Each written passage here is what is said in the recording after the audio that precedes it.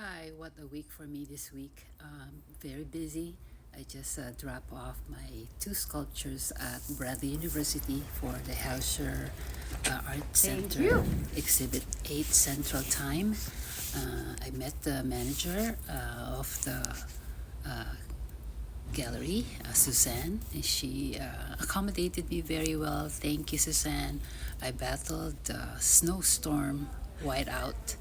It's kind of wild because you can't really see while you're driving. I had to drive 3 hour one way, so 6 hours in total. And going back to Chicago, I have to go straight to Epiphany to pick up my sculpture, Spring.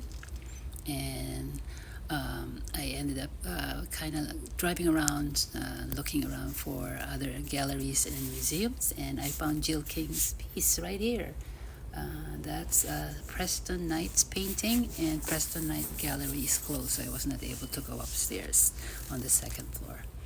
So it's busy this week. I managed to do other things, pick up my sculpture from Cultural Center, drop off my other sculpture for another show at Zobi.